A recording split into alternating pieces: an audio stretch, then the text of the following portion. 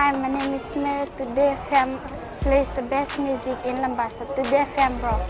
My name is Thomas. I'm here in Nakasi and I like to listen to Today FM because it rocks. My name is Milenia. Today FM rocks here in Lautoka. My name is Alfriti and Today FM rocks here in Tabwa. My name is Mary Jane. I love listening to Today FM here in Ba. Today FM rocks. My name is Ilaiti Ambal and I love listening to Today FM. Today FM rocks here in Osur. Today's hit music on Today FM. In the news tonight, millions in food imported for tourists. Academic warns of cult danger. And Prime Minister tells Methodists to work together for education. From the studios of FBC Suva, Jackie Spate. Fiji has the potential to reduce its food import bill by a massive $24 million, says the International Financial Corporation. A recent study undertaken by the government and the IFC has revealed the tourism industry currently spends around $74 million on food, out of which $38 million is spent on food imports. With provisions of growing its own food for consumption, IFC says the tourism sector should go more local to save the country millions of dollars. Kelly Vavala reports. Cutting down the millions spent on our tourism food bill will not only save us money but also boost the local farmers and products, says the report titled From the Farm to the Tourist Table. It shows that hotels and resorts in Fiji's main tourism areas spent over 74 million Fijian dollars on buying fresh produce last year. 52% of that was spent on imported items. The study clearly shows that imported food items such as vegetables, fruits, seafood, meat and dairy are a significant cost driver for tourist hotels, accounting for 38.5 million Fijian dollars. While the government is all about helping Fijians grow and reducing imported food, the study reveals that inconsistent supply from local farmers, seasonal fluctuation and problems with the quality of produce are some challenges faced by the industry. It reveals chefs are often faced with challenges in sourcing local food through lacking the networks to local suppliers and farmers, problems with the quality of local produce, inconsistent supply or seasonal fluctuations with what is available here. Government says it is very keen on the idea of going local and reducing the food import bill. Fijian government is fully committed to assisting both the large-scale commercial farmers and the micro and small and medium enterprise farmers in growing their businesses to cater for this particular specific market. The world spent $1.43 trillion on food imports in 2017, triple what is being spent in 2000, and is likely to spend $1.47 trillion this year, another 3% increase. Coupled with Fiji's fight, it is becoming a world battle to reduce the food bill, and it all starts at home for all countries. Kelly Vadala, FBC News.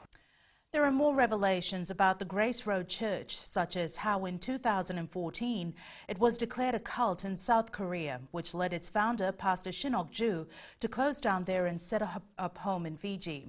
Professor G.L. Tak studies religion and cults. He spoke to the Australian Broadcasting Corporation's The World programme last night and raised his concern for the lives of Grace Road Church followers and the difficulty of prosecuting the case against Ok-ju. Maggie Boyle reports. False. In light of the arrest of the Grace Road Church founder Shin Ok-ju last month, an academic has tried to shed more light on the church's history. Their doctrine of imminent eschatology and violent responses to criticism. And as a result of it, they were classified as a cult by major Protestant churches in Korea. Professor Tak wants the authorities to do more. Reflecting on the massacre of followers of the infamous Jonestown cult in 1978, his concern is the lives of the Grace Road Church followers. Not only the group killed the investigators and reporters, but also they even killed almost 900 people with poison, among which half of them were young children. Ok-ju was arrested on allegations of money laundering, assault and confinement of some 400 church members. Korean prosecutors are now building a case against her. Professor Tak says it'll be a difficult task. It's not slavery, but voluntary devotion or commitment. Not confinement, but heavenly and beautiful promised land. So I can say in a cultic group, right or wrong is not important, but obedience or disobedience is important. FBC News understands Korean and Fiji police continue to question the church followers to determine if they want to return to South Korea. Maggie Boyle, FBC News. The failure of past governments to deliver for the education sector is what drives Prime Minister Voreqe Bainimarama to unshackle the financial burden of sending children to school.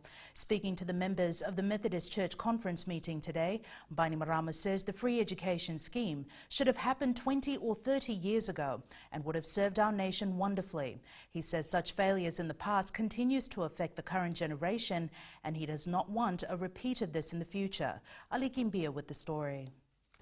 Stating the importance of investing in the education sector, Prime Minister Voreqe Bainimarama has revealed his desire to work with the Methodist Church in improving education. I also want to work with the Methodist Church to build a knowledge-based society and to provide better opportunities for our people and build a prosperous future. Bainimarama says the church has its own legacy in educating Fijians and they should continue to be strong advocates. And I believe as a Christian and as a patriotic Fijian citizen that making long-term investments in the care and education of our young Fijians should always remain priority number one. General Secretary Ili Munisuai says the $1 billion allocation for the education sector is a revelation of government's work to improve the lives of all Fijians. If we want to promote education, that it must be seen in the budget. It must be seen in the budget. Priority of any nation is judged by its budget. When it places emphasis on certain issues, then it should give a much good budget on it. Prime Minister Voreqe Bainimarama has stated that they will continue to make long-term investment in the education sector and also continue to strive for a more knowledgeable society. Ali Kimbia, FBC News. The Fijian Elections Office has clarified that under the funding regulations, there are to be no corporate donations for political parties or their proposed candidates. Supervisor of Elections Mohammed Saneem was responding to comments at a public forum held last week by 6 political parties who raised their concerns on party fundraising avenues. Saneem says the funding regulation is a common international best practice. When many countries around the world have already banned donations from corporate organizations to political parties or candidates. This move is largely to remove the influence of powerful corporates with their own commercial agenda from the governance of the country. Still to come, charges against cocaine couple consolidated, and Fijians continue to indulge in banned fish species. Details after the break.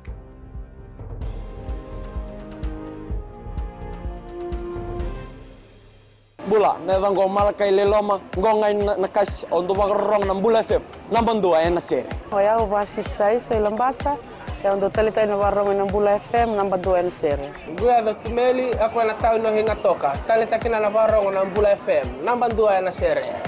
Wana tuma ng Bula FM nambang 2 na sere maluan. Na vengo fane na tao ngo Lautoka kita ondo talita ka ng Bula FM nambang 2 na sere. Bula FM nambang 2 na sere.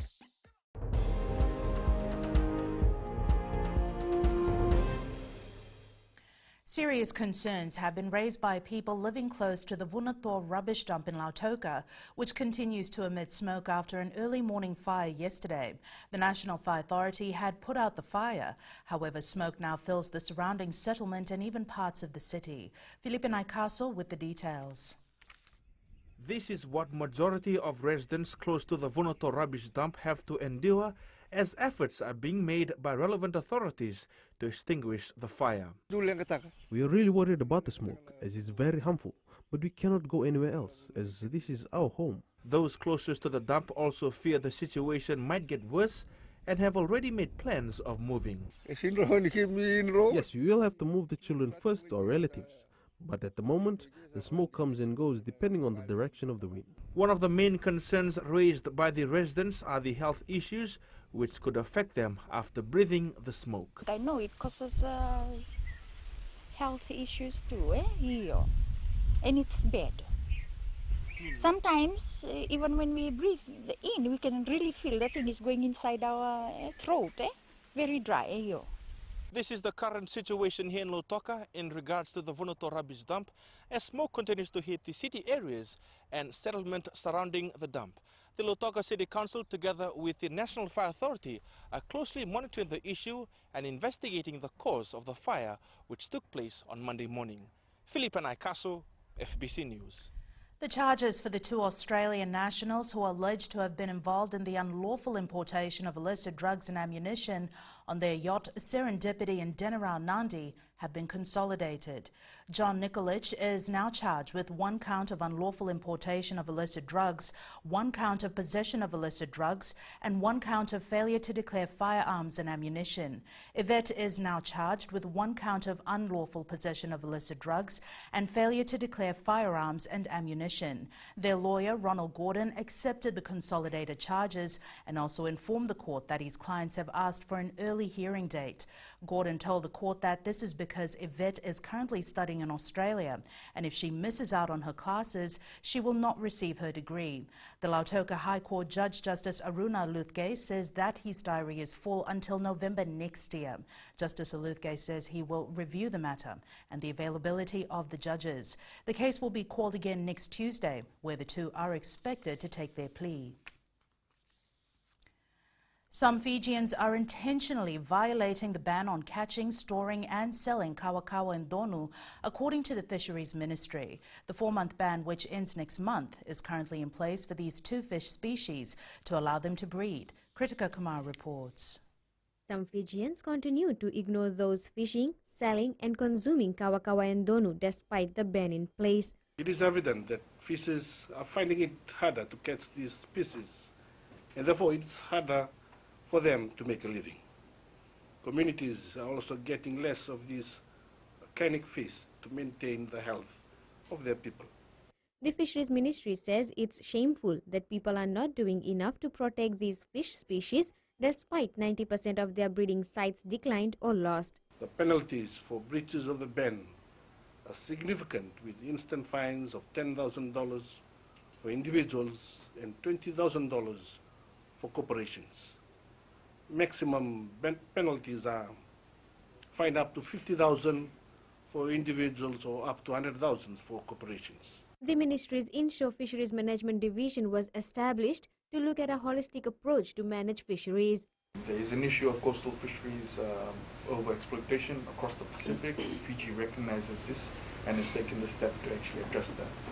Meanwhile, around 16,000 individuals over the last 4 years have publicly pledged not to catch, sell or eat kawakawa and donu during their peak breeding months, and there is a need for more to join in and support the ban. Kritika Kumar, FBC News. The Indian government has so far invested over $118 million for operations in Fiji's sugar sector, and another $148.4 million is in process. Indian High Commissioner to Fiji, Visva Sapkal, says the Commission has also provided vehicles to the agricultural sector to help in improving their services. Sapkal says the sugar industry is the backbone of the Fijian economy and they will keep supporting it. Meanwhile, he adds a team from Rail India Technical Economic Services who came to Fiji in February have submitted a report for the upgrade of Fiji's rail link in a bid to improve cane transportation. In sports later with Jamie, Fiji Rugby under-20 side pulled with Uruguay, Portugal and Canada in the World Junior Trophy. But up next is Kelly with business. Thanks, Jackie. Good evening, and coming up after the break. Suva retailers worried about losing customers. And in growing Fiji, major developments planned for Golden Point Resort. Stay with us.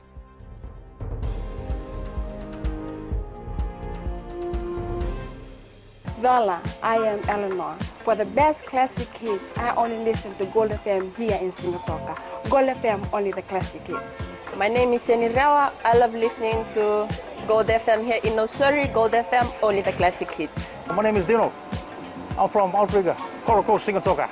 I love listening to Gold FM, only the classic hits. My name is Salote. I love listening to Gold FM here in Nosuri. Gold FM, only the classic hits. Bula, my name is Marida. Gold FM plays the best classics here in Outrigger, Singatoka. Gold FM, only the classic.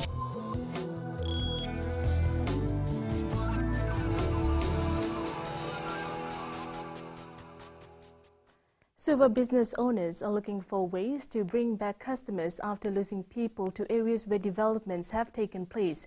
Suva Retailers Association President Vinay Kumar says though it's due to the natural progression of growth, business operators still need to put in more effort to get people to shop in Suva. Savara Tambor reports. Suva retailers have accepted the fact that customers have got more options considering the many new developments along the Suva-Nosori corridor. Kumar says talks are currently underway with other stakeholders to find the best solution. We are hoping there's more developments in Suva town which are happening currently right now, like the Suva foreshore area. You've got more things, the MHCC complex coming up. And we also see that FRA is working, getting traffic flowing.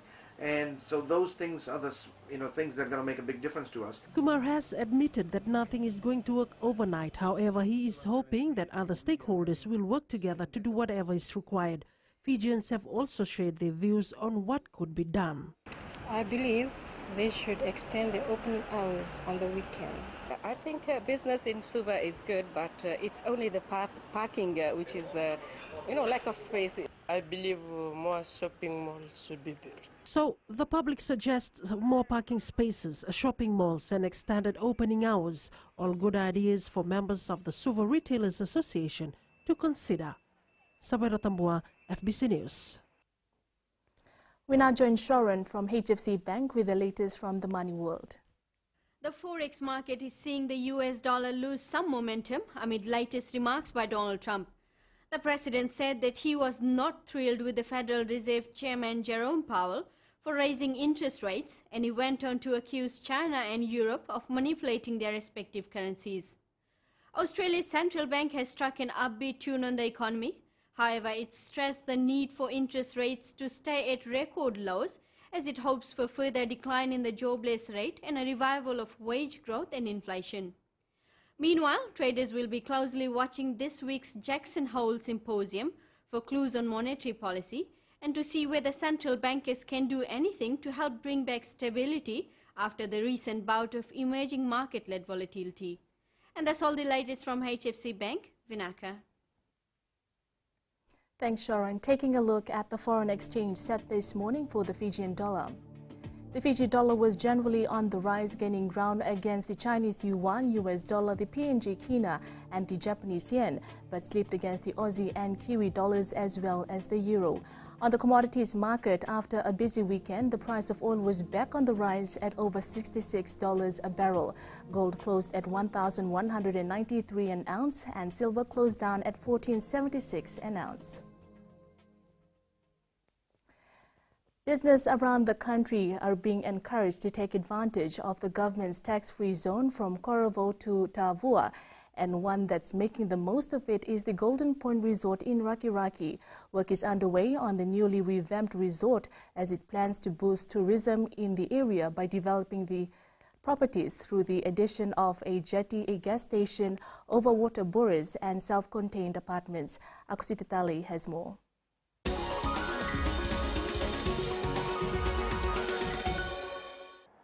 Around $3 million is expected to be invested into the construction of a new jetty for yachties, the building of 4 overwater borers, and the construction of 20 self-contained apartments along the Kings Highway. We also bought land opposite us, up on the hill, so we'll be also building 20 lots, land and house package for people to buy or to go on strata title.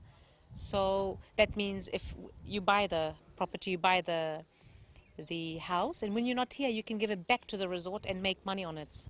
Plans are also in place to build a petrol station near the resort, as there is none on the Tavua to Raki stretch, which will be convenient for fishermen, boaties and road traffic. Rachel Mishra says they currently employ around 300 Fijians, and the new development is going to offer more opportunities. Because we have a resort and we are doing the construction ourselves and the civil works, so we have employment on the resort tourism side and also for the construction civil works side. So we are looking at hundreds of people we employ. Mishra says they're gradually working toward these new developments and expect to complete them in the next year and a half. Akusita Tale, FBC News.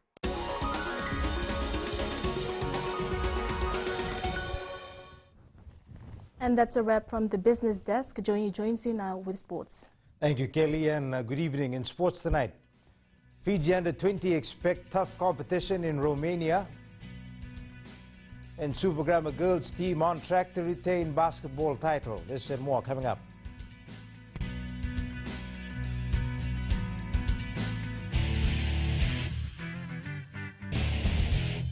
Hi, I'm Jyotishma. I'm from Singatoka. I love listening to Mirchi FM. Mirchi FM is hot. Mirchi FM is #1. I'm Charlene Robert. Mirchi FM rocks in Lambasa. I'm Soname Nasori Jackson. Mirchi FM is hot.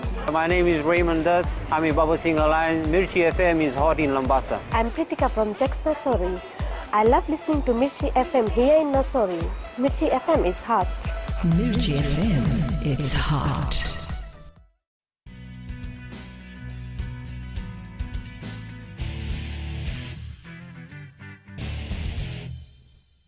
The Fiji Rugby under-20 side know it won't be easy winning the World Rugby Junior Trophy to gain promotion to the Tier 1 Junior Championship next year.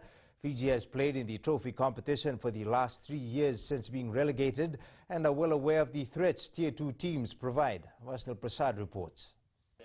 The Fiji under-20 side would like to escape playing for the Junior Trophy next year, but to do that they have to win it first before they can move to the championship. And to win the whole tournament, you have to win all the pool games, and we're in a tough pool. We've got Uruguay, who's been dominant in the last 4 years. We've got Portugal, and we've also got Canada, who's got a pretty good team next year. So it's an uphill battle for us. The majority of the players were part of the team which finished third last year. Competition level there, from experiencing going last year, heading some teams like Chile, Uruguay, thought they were not better than development of rugby now. It's very high, and it's not only New Zealand, Australia competing with South American teams. They're very good too. Fiji is seeded third in its pool and faces Uruguay in its first match next Tuesday. Vashnil Prasad, FBC Sports. Suva Grammar School has booked its place in the under-19 girls semi-final of the Fiji Secondary Schools Basketball Championship. The defending champions defeated Gospel High School 20 points to 10 in the quarterfinal at the FMF Gymnasium in Suva today. Stella Taoi with more. 90% of this team is made up of the squad that won the Fiji Secondary School netball competition in Lautoka last week. With less time to prepare, the girls are taking one game at a time. Well, we are just moving up slowly. We're just moving up slowly, trying to improve on how we play each sport every year, and most likely if we get to win, then it's a bonus for us. Team captain Gracia Valanavanua knows she has a lot on her hands to retain the title. There's a lot of competition, there's a lot of good players from other schools, national reps, and that poses a threat to us because we are defending champs. The team has, however, suffered a huge blow to one of their star players who fractured her collarbone in the quarters today. Not going to let that move us. We're going to stand together as a team. We're going to allow our bond to help us do the best we can. Yatsen Secondary School has also advanced to the semis after defeating St. Joseph's 15-14. Stella Taoi, FBC Sports. The Fiji Baseball Association will host a friendly match with the local Japanese community on Saturday. The match has been organized to help promote and develop the minor sport in the country. Meli Tavanga reports. The friendly match between the two countries was established 6 years ago, and this year is promised to be bigger. The Japanese community, Embassy of Japan and JICA staff, and from Nandi's Freebird people play with us, and this is a very good opportunity to spread baseball in Fiji. After winning the bronze medal in the Oceania Baseball Championship in New Zealand earlier this year, this is another testing ground for our national side to see where they are. Saturday is mainly for them to have more competitions happening, and also for them to get some experience game with the Japanese community. Team Fiji is calling on to its fans to come out in numbers and support them when they host Japan at the Cathedral School grounds at 9 a.m. Saturday. Meli Tavanga, FBC Sports. With only a day to go before the Junior Pan-Pacific Swimming Championships, corporate houses have stepped in to show their support for the young national side as they prepare to compete against top international swimmers. Fiji Water today handing over a $5,000 check to Team Fiji and signing on as the official beverage provider at the four-day tournament. The Junior Pan-Pacific Swimming Championships will be held at the Demoda Aquatic Center in Suva from Thursday till next Monday. We'll be going up against some of the world's top-ranked powerhouse nations in swimming. So being able to actually provide Fiji Water to not only Team Fiji, but to all the other teams allows us to be proud of our country as the host federation, but also our Fiji-made product. That's it from sports tonight. Join Angie later on with weather. And in the world of the weird and the wonderful, a U.S. hospital is preparing for a baby boom with 16 of its nurses pregnant. That's coming up.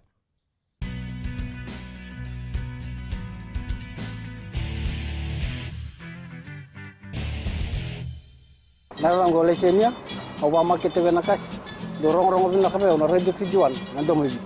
Ayaw benyana, dito barong on Radio Fiji One, nandong ibisi, hindi natoka. Guado ilaisa ingatoka, rong bina na heramakawa ina Radio Fiji One ingatoka. Radio Fiji One, nandong ibiti.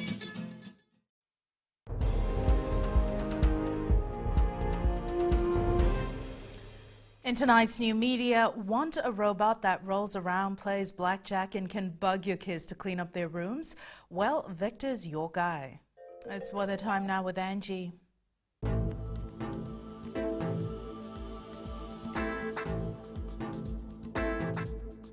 Hello there and welcome to the Weather World. It's been a great day with loads of sunshine in most areas of the nation. The nights are also gradually normalizing now. Taking a look in the west, quite mild, the sun was glowing with just the right amount of sunshine. Eastwards from Pekaba to Suva, quite humid with very bright sunny spells. And up north, quite muggy but just right for the fishermen out at sea or a road trip. At sea, easterly winds 15 to 20 knots, moderate to rough seas. For the tides, low tide at 8:54 p.m. with high tide at 3:23 a.m. Sunrise at 6:22. For tomorrow, another bright and a cool day can be expected. Tomorrow's temps, Nandi will have lows of 20 degrees. And looking further on to Thursday, there is few rain clouds loitering above the island, but the great news is we will be rain-free. So cheers to more hot, sunny conditions. And that's all from the FBC Weather World. Jackie. Thanks so much for that, Angie. In Fiji and Pulse tonight, we asked, do you think more needs to be done to clamp down on the illegal taxi operations in the country?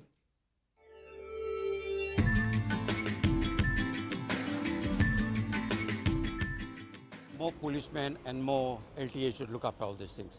LTA and police should take them to task because it's illegal and they steal taxi business. It is illegal and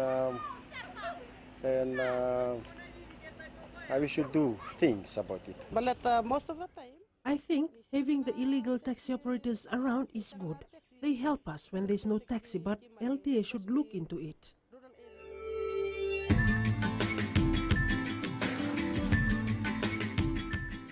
Recapping the main stories for tonight, millions in food imported for tourists. Academic warns of cult danger. And Prime Minister tells Methodists to work together for education. Now for these stories and others, you can tune in daily to our sister radio station Gold FM. To our poll question segment, this week we're asking, should there be more awareness about the pitfalls of working abroad? Visit our FBC website to answer.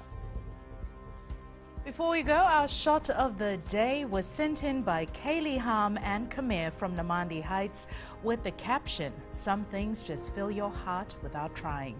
Siblings 6-week-old Jax and Elsa feeling the cold nights we're all experiencing. Absolutely adorable. Remember, you can send us newsworthy pictures and videos on email fbcnews@fbc.com.fj or share it with us via Facebook page FBC News. You can also follow and tweet us your news tips at FBC_news or simply hashtag FBC News.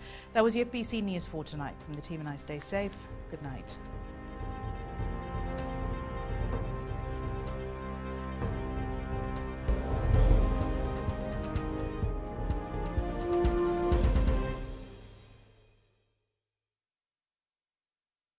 मैं नवनीत नंद नम्बुआ से। जैसे प्रेनी note मशहूर है वैसे radio Fiji 2 भी सभी जगह मशहूर है। रेडियो फिजी 2 देश की धड़कन। सीमा नकाशी से मैं रेडियो फिजी 2 पसंद करती हूँ सुनने के लिए। रेडियो फिजी 2 देश की धड़कन। मैं हूँ अंकल किंग सिंगाटोका टाउन के टैक्सी ड्राइवर। जैसे रग्बी फेमस है वैसे रेडियो फिजी 2 फेमस है। रेडियो फिजी 2 देश की धड़कन।